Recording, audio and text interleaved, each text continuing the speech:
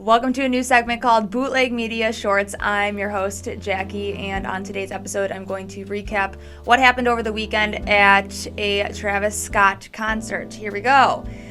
100,000 people attended Travis Scott's concert on Friday, November 5th in Houston, Texas, and it actually turned out to be a satanic sacrifice of at least 9 individuals, though concertgoers say deaths are at least 100. No surprise, the media is lying again.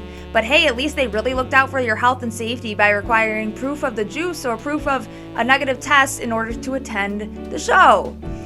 For those who don't know, Travis Scott is related to the Kardashian-Jenner clan as he is the father of Stormi, Kylie Jenner's daughter. The concert took place on Kris Jenner's 66th birthday, little bit ironic because she's the head witch of the family, in addition to being 666 months and 6 days after the Church of Satan was founded. The number 666 is referenced in Revelations 13:18 in the Bible, if you didn't know that. This calls for wisdom. Let the person who has insight calculate the number of the beast, for it is the number of a man. That number is 666. Concertgoers all had consistent testimonies that they were packed like sardines, so much so that they couldn't breathe, gasping for air, experiencing blatant suffocation, which those of you who have researched the effects of graphene oxide, which is an ingredient in the juice, in addition to 5G, know that this is exactly what that looks like it was, where they're suffocating you on purpose. Lots of reports of cardiac arrest, and to me, a combination between the spells casting, the people being on drugs at the show, or they're in a trance through the music, and the crank up of 5G, all of that is going to result in death. Other consistent testimonies across attendees said it feels like they were experiencing the gates of hell, which comes to no surprise looking at the concert in hindsight because the stage is not only an inverted cross mocking Jesus, but it has a big wide open portal that looks identical to CERN, which is the real life gates of hell located in Switzerland. If you've never heard of that, you can look into that. At the beginning of the show, the portal said, "See you on the other side," in addition to the concert opening with a dove on fire above the stage. Another blatant mockery of God. Before the show, Master P foreshadowed the grim evening ahead by telling the crowd on stage, "Don't die tonight."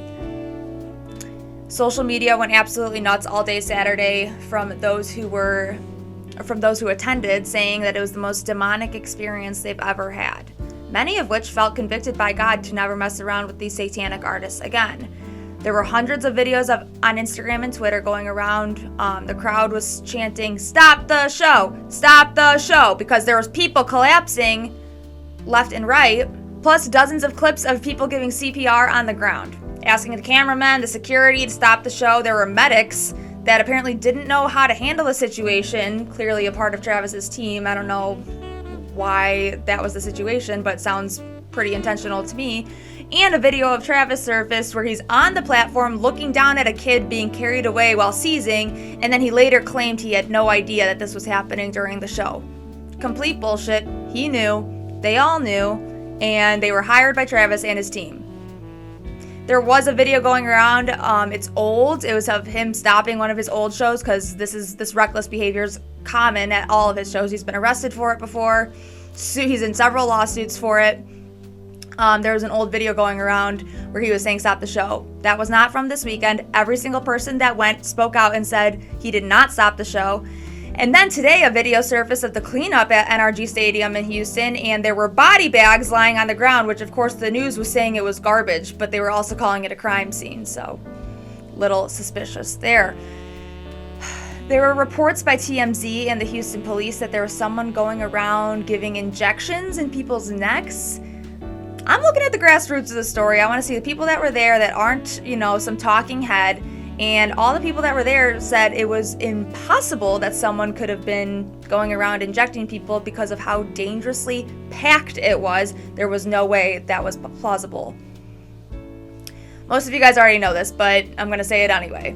Hollywood is full of sellouts who have participated in the most vile crimes against children in order to climb to the top and get fame and fortune.